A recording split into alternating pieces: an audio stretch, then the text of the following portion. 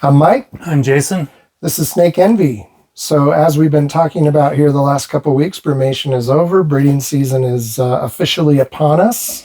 We're just sort of waiting maybe, a week or two for the first pairings to begin? Yeah, we're getting close, a week or two. Getting close. So we're going to show you some of those first pairings. That's going to be cool and kind of get Jason's insight as to why these. But we're going to show you those very first pairings that are going to happen here in a week or two. But before we get into that, what are you most excited about this season? I know you've been working on the long blotch gray-banded king project, and you didn't get quite the results you were hoping for this past year. So I know you're excited for this year because you think this might be the one.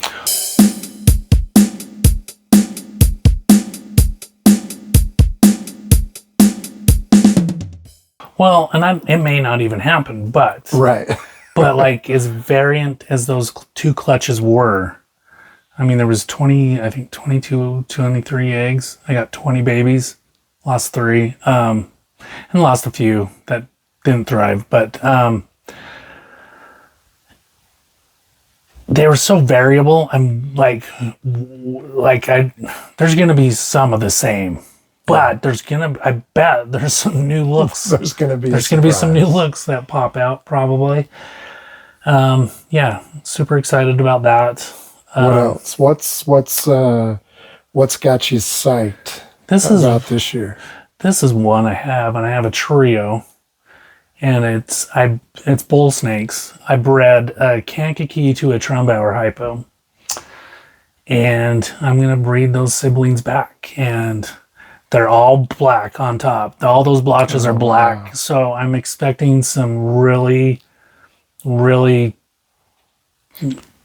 like contrast offspring. High contrast. And Kankakees have beautiful contrast to begin with the black and golds.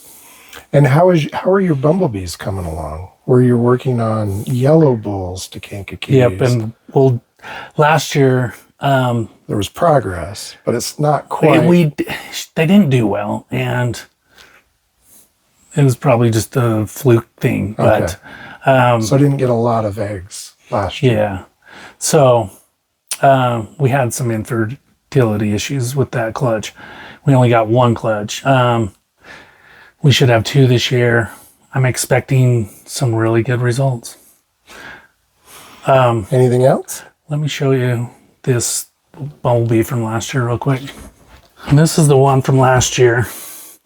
And you can see black head to tail. And he's an F2. I mean, it looks really like a Kankakee. Now, it looks like a Kankakee with all that darkness. There is the yellow in here. I just fed this girl, so I don't want to hold her too long. But the yellows will vary naturally. And so as this one was decent and the other one that hatched was okay, but we're expecting better results than this. So, because the yellows are going to vary. And so with the yellows varying, you're going to have some screamers and then you're going to have some so-sos. So that's what we're hoping for. But a pretty neat looking animal, I think. Now, worst case with the bumblebee project is you just end up with some of your neos just looking like Kankakees. Mm-hmm. And that's not a bad thing. No. Because they're beautiful. They're not locality. They're beautiful naturally. They're not going to be locality animals. Yeah. But if that's the look that you get from some of them, that's not a bad, and I'm something always to settle for. Yeah. And I'm always a huge proponent of outcrossing animals for better genetic pull. And so you make healthier animals that way as well. What else? Is there maybe one more project you're most excited about this year? Yeah. I have some projects I'm going to kick off that won't give me any real results other than the foundations on the ground. And I'm going to breed just because of the way things worked out. And normally wouldn't do this, but I have a striped anery San Diego, and I have nothing to plug her into, or nothing I want to plug her into. like for genetic reasons, but I'm gonna breed that girl to a Applegate albino. Interesting. And so, now, what do you think? Do you think you'll get striped Applegates eventually, when you start, it's 4 years, take a while. 4 years from now, like we might have a striped Applegate albino, like a new strain. Right. Now, long term, what are maybe some pairs that you've purchased this year that are still Neos and we're a few years away from breeding? But what I love when I talk to you about all your projects is what's cool about it is if whatever has you less excited this year will hit next year. And whatever you're really excited about this year, you've got. But there's always something 1, 2, 3 years on the horizon. Always. So the combination of those kind of always keeps you motivated. Yeah, I'm already overlooking this year because next year's going to be off the charts as far as that goes. Well, yeah, because you've been building up your stock again. So, but I know you purchased a pair of king rats. That's very cool. Yeah, those are going to be fun. There's just, I don't even know where to start. There's so much different things going on, but we've talked about the house snakes. We've got a variety of hets in those that we're excited about. King rats, those are amazing. They're just so impressive as adults, and even as Neos. What were those, a year old, or were they? I think they were, or were they less? Those had to have been 24s. Oh, okay. Yeah. Like so maybe about a year old, or so 8 no, months, just 9 months, 8 months, 9 months. Something like that. But even that small, the heads on those guys, oh my gosh, just the look and the eyes, they're impressive even as Neos, yet alone the adults. So that's exciting. Big that's something blockheads. that's going to be a few years, but those are on the horizon. Yeah, I mean, I can go on and on and on, but next year I hope to have T negative albino red milks. Like, there's that's been brewing for 3 years. And we are really excited to herp this spring at Gopher Gulch, because if we can find a near patternless female, then we can kind of, accelerate the breeding project there. We can accelerate some of the color morphs into that. Yes, because right now we're kind of waiting on Neos. We have a couple males that are good in terms of their morphs, but we need the female. And if we can come up with a female and breed an adult female to an adult male, that's going to accelerate that project quite a bit. Yeah. So that's exciting. We got to find her. Yeah. That's the one that has eluded us so far. All right, cool. So let's show everybody. We're going to show you, we're going to show you one snake that is gravid right now as we speak, and tell you a little bit about why. African house snakes are interesting in the sense that they don't brumate, and they very frequently double clutch. So triple. Actually, sometimes triple. So right now you actually have a gravid adult female who's kind of getting a head start on everybody else in terms of breeding season.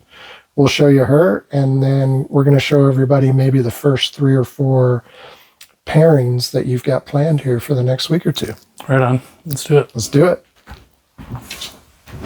Now, this snake has never been this big before. So, I don't know, she's just huge. And I know she's bred. It's been about a month ago, so she's getting close. Wow. And she's never been this giant before.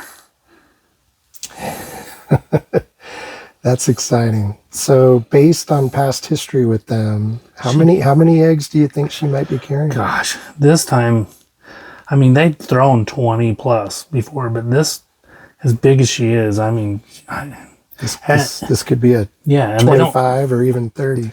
They're small eggs, so, and she's got a male in her as well. Yeah. So she's looking even bigger than she normally would, but.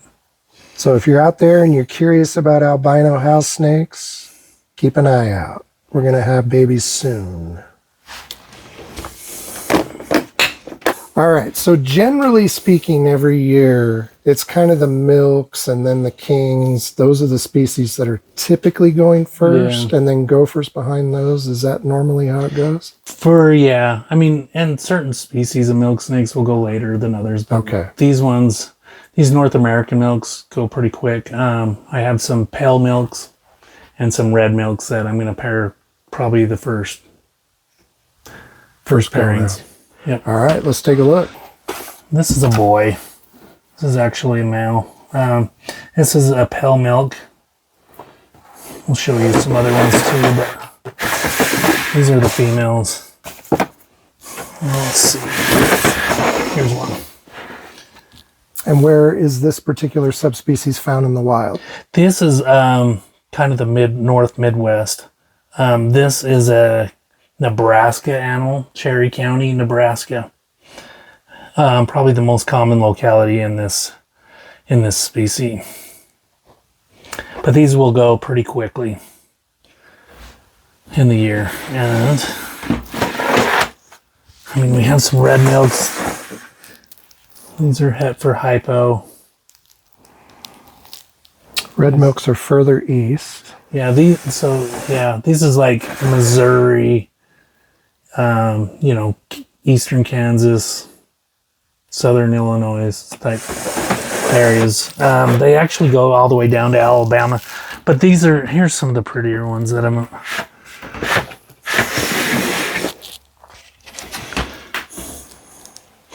And these are hypo reds. These are see how that's an adult snake. Look how my fingers like. Yeah. But yeah. Yeah, they don't get very big.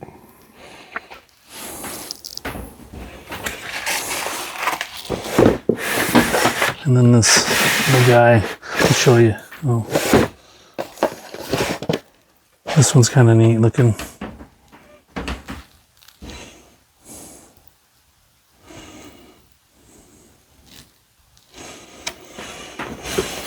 I'll show you this male real quick. He's kind of got orange bleeding into his triads. If you look real close, the orange is bleeding in. Oh, wow. Yeah, the orange bleeds into the white bands. That's very cool.